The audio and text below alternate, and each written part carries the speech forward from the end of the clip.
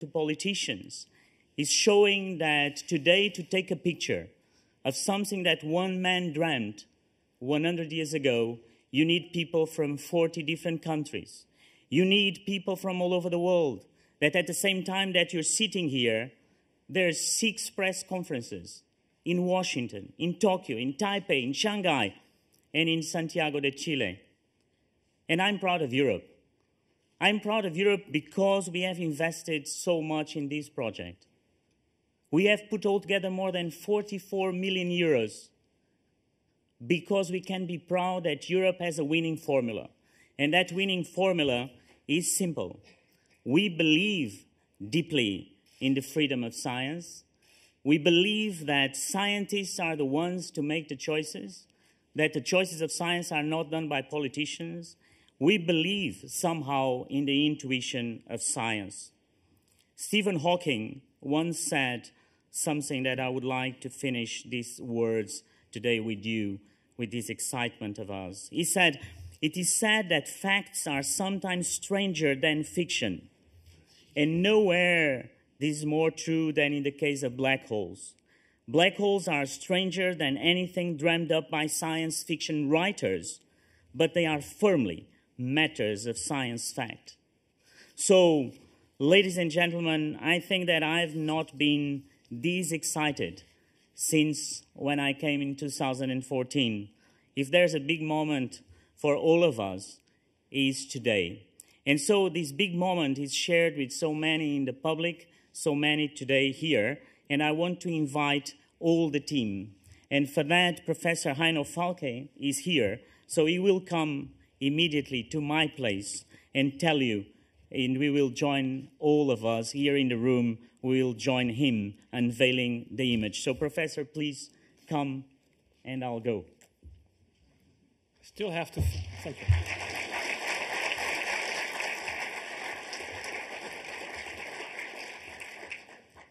Now I have to fill the time actually until we're allowed to actually, start the unveiling sequence.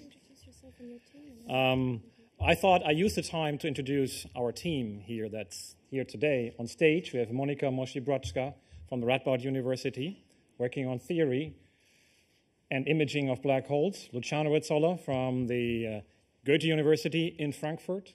We have Eduardo Ros from the Max Planck Institute for Radio Astronomy. And we have Anton Zensus, the director of the Max Planck Institute for Radio Astronomy in Bonn, and also chair of the board of the Event Horizon Telescope. And we have, a lot of team members here in the front row. Michael Kramer was already mentioned, our co-PI. You have Remo Tilanos, the project manager of the Event Horizon Telescope. I'm glad you're here with us today. Colin Lonsdale, who is the co-chair of the Event Horizon Telescope project. Now we have to start with the session. We are looking into space, towards a galaxy, a giant galaxy, 500 billion light years away from us. Sorry, 500 billion kilometers away from us.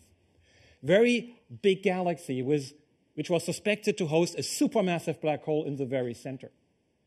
101 years ago, someone discovered a streak of light, which is plasma shooting out of the center of the Milky Way, marking the supermassive black hole.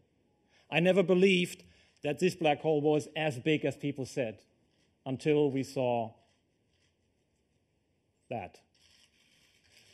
This is the nucleus of the galaxy M87, and this is the first ever image of a black hole.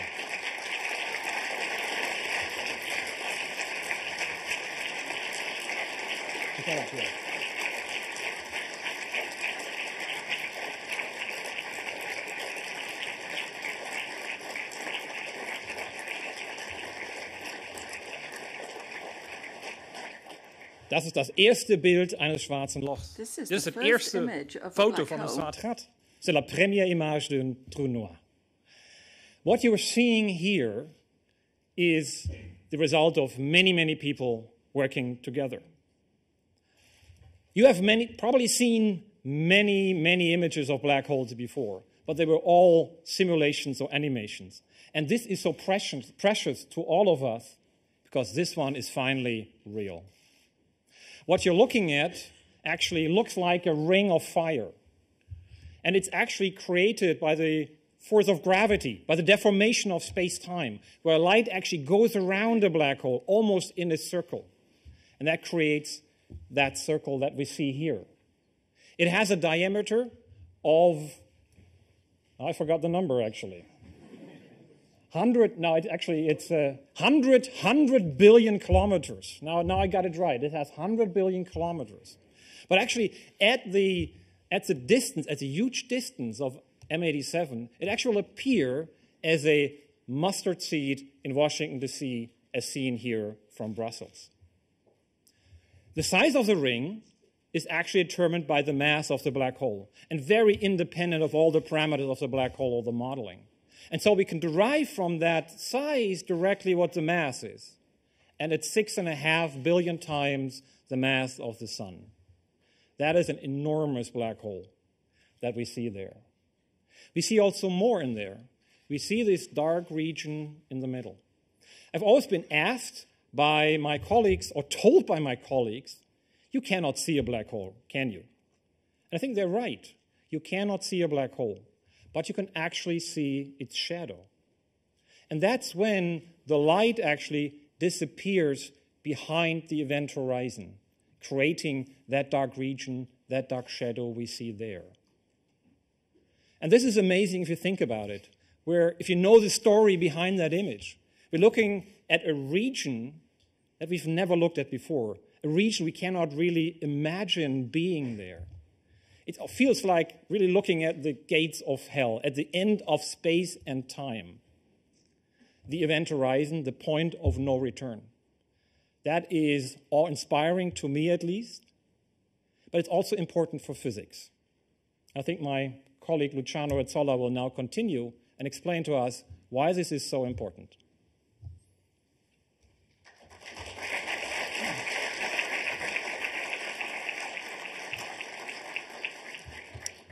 Questa è la prima immagine di un buco nero. So black holes are part of our daily knowledge.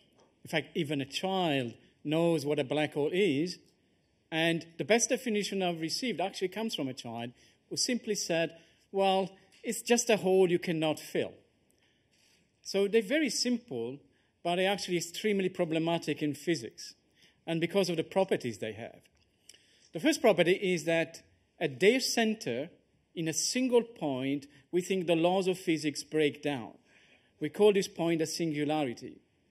Another property is that this singularity is covered by a surface, a mathematical surface, which is called the event horizon. Gravity is so strong on this surface that nothing, not even light, can leave it. And this surface separates the interior from the exterior, and nothing from the interior can leave and be transmitted to the exterior.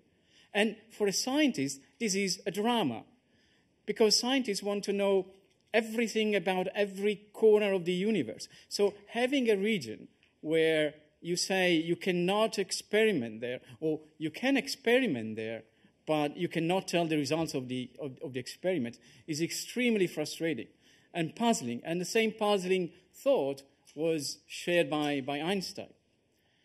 So how do you get to terms? You come to terms with this idea. Well, the first thing you want to do is convince yourself that black holes exist, and in particular an event horizon exists. And the image we have produced does exactly that. So you may wonder, how do you know it is a black hole?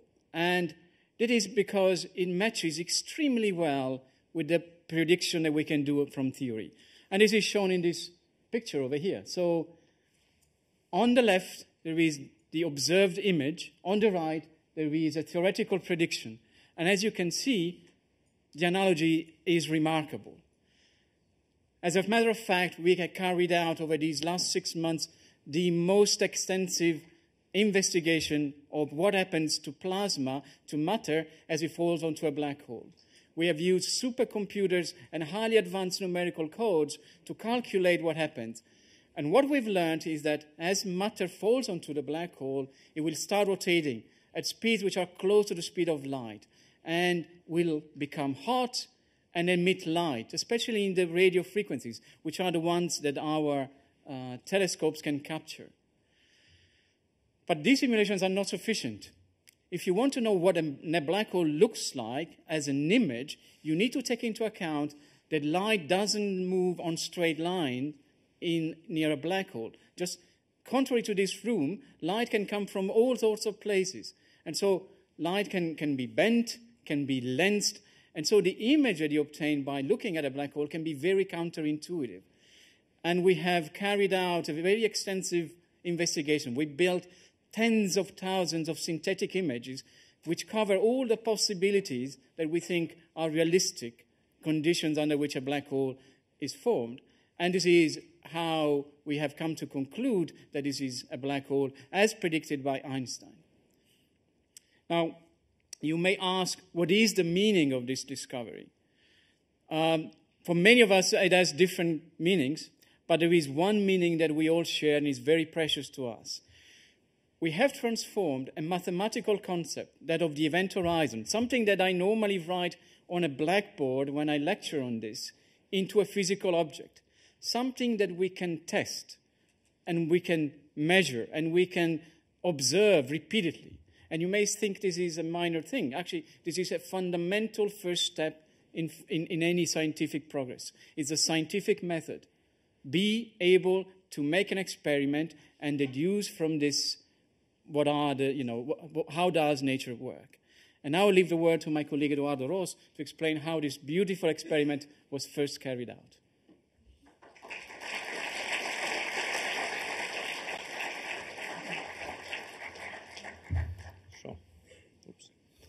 So, astronomy is not something that you do just from your desk.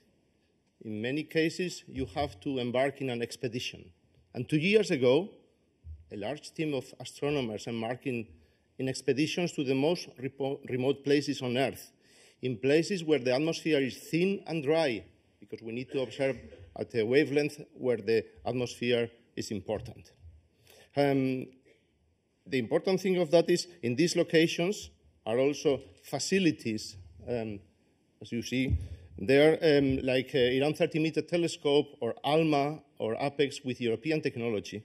And in these telescopes, the team of astronomers went there, prepared with one eye into the weather forecast, checking up all the systems of the telescopes, checking that everything works, and waiting for the go command when the weather was good in all these sites around the Earth.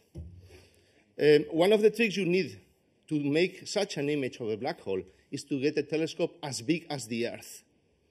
And to get that, the small pieces of this telescope are parabolic antennas, which you can see the locations in the picture there. These teams were observing that. We had a fantastic good luck because we get good weather all across the globe at the locations of the telescopes. These data were stored in disks because you don't have optical fibers there. You have to fill boxes of hard disks, pack them into an airplane, in some cases waiting for several months, like in the South Pole, until the winter over is gone, because it was night in April 2017. You wait them, and these data are sent to processing centers where they are played back as they were recorded and synchronized with atomic clocks.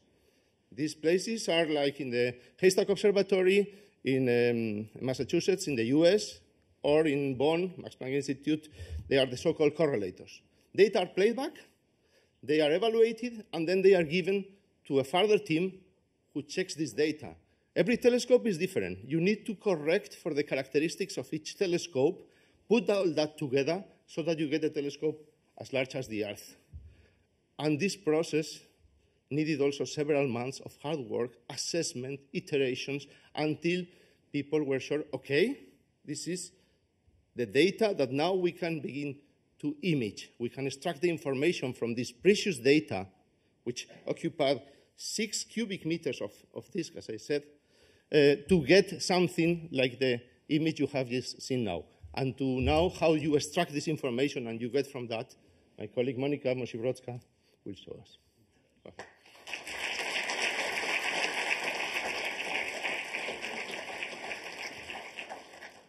You may wonder how this image was made in the first place. Event Horizon Telescope data is like incomplete puzzle set. We actually only see pieces of the real true image. And then we have to fill in these gaps of these missing pieces to construct the physically possible image that is actually matching our data. This is actually a very difficult process. Therefore, the imaging process has been split into several phases. At first, at the very beginning, we were working on this imaging completely alone, each of us. This was a remarkable, almost life-changing experience to see an image of a black hole shadow popping out on the screens of our ordinary laptops. Next, we formed independent teams that worked completely independent from each other to repeat the imaging process. This was a very necessary, important step because we wanted to get rid of the human bias as much as possible. And in the last phase, which took the longest time, the imaging was done very, very carefully via very careful scientific analysis. So what have we learned from the images, and not just from the images, also from the data that are lying underneath this image? So first of all, we have observed this source for 4 days. Over the 4 days, the ring is there. The image looks almost exactly the same. We have also measured the size of this ring. Over 4 days, the size is always the same. It doesn't change. We have also measured the contrast between the ring itself and the central darkness. And the contrast is as large as it is expected for the black hole shadow. But there is one more very peculiar thing about this ring. It's not really a full ring. It actually is much brighter at the bottom side. Why is that? Our models told us immediately that this kind of structure can be only formed if something in the source is rotating. What is rotating? It could be the black hole, but also the matter around it, or both can be rotating. At the moment, the images are not yet sharp enough to actually estimate or calculate the exact speed of this rotation. But these images give us a sense of the direction of the rotation, which is clockwise in the sky. So to summarize, our images, our data tell us that we are looking at the shadow of the black hole, which has been predicted by all the models of the black holes that we have developed over the last few decades. And now Anton Zenzus will share some final remarks on the current state and the future of the Event Horizon Telescope. Thank you.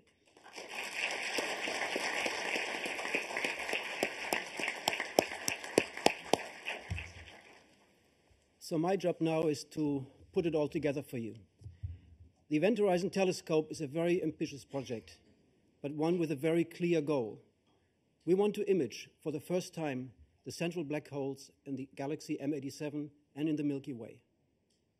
Today, now, 6 papers are appearing in the Astrophysical Journal Letters, a special edition, that show the image and all the discussion that is needed to convince our scientific colleagues. And in a few days, the data from our observations will be made public so that scientists anywhere in the world can verify our results. So how have we made this happen? We had to assemble a fleet, a capable fleet of the best and most sensitive millimeter wave radio telescopes in the world, combined through supercomputers to form one large radio telescope. We had to organize a team that now numbers to more than 200 scientists from many institutions around the world. This is a truly global collaboration. We cannot name all the people that are participating in this, but representative for all of them, I want to recognize Colin Lonsdale, director of Haystack Observatory, and together with me, co-chair of the EHT Collaboration Board. He represents, together with our other friends here, the global partnership that we have, all the people that now are listening elsewhere that work together in this project. The preparation for these observations took a long time. I've spoken this morning to somebody who started 40 years ago building sub-millimeter telescopes. And so you can say several decades of preparation went into what in 2017 was for the team a very, very difficult, a complicated experiment to perform. This experiment was successful. This story is not a story of one hero. Instead, there are many heroes to this story. I'm proud to work with these people, and we salute their achievement. A number of them are here in the room today, ready to meet you later. So in Europe, how were we able to play a leading role in this endeavor? Foremost, it is through combining forces. We have brought together astronomers, observers, theoreticians, and facilities. Together, we in fact were able to make a much better result than we would have been able to do individually. Of course, in Europe, we have direct access to some of the most powerful millimeter wave radio telescopes. The Institut Radioastronomie Millimétrique IRAMS 30-meter telescope was a crucial element in the north. ALMA, the Atacama Large Millimeter Array, where the European Southern Observatory is a key partner, was absolutely a game changer. It enabled us to get the sensitivity and the resolving power to make these images happen. Scientists in Europe for decades have collected the capabilities, have developed methods, have acquired the excellent skills that were needed to participate in the scientific process in this project in all places. And last, the technical development capability that we have to build instrumentation, state-of-the-art instrumentation that we need, is second to none here in Europe. Lastly, the public funds, the taxpayer money that was spent on our basic research here, both from national resources, but also from the European Union, from the European Research Council and from RadioNet, was crucial in making this excellence happen. We appreciate that very much, and we hope we can come back. So where are we going from here? M87 in the bag. We're confident that very soon we'll complete the analysis of Sagittarius A star. We will go back to observe, and so please stay tuned. We'll come back. We are already underway improving the array. Foremost, IRAMS expanded NOEMA array that they will soon finish will again be a game changer for our trade. ALMA will offer us improved capabilities. And the Greenland Telescope and perhaps the African Millimeter Telescope project will make critical contributions to improving the quality of the EHT. With all of this, we're well placed to go into the next step of this journey. I think that we will be able to confirm a lot of the science that we're expecting. But much more important, we will be able, with this machine, to make discoveries of the unexpected. And that's the most fascinating in science. I personally like to say that I will think of a time before and after I saw for the first time this image. You mentioned this also. Today, I believe for all of us, marks the beginning of the day after for all of us. Thank you very much for your support, and thank you for your interest in our science. Now we will be ready to take your questions. Thank you.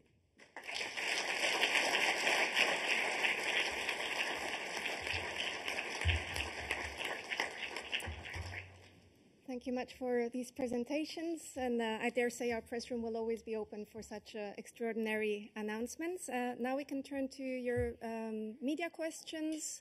Let me point out that we've published abundant not only press material and words, but more importantly, audiovisual material on the Commission website. May I please ask you to introduce yourselves by name and media, starting in the middle?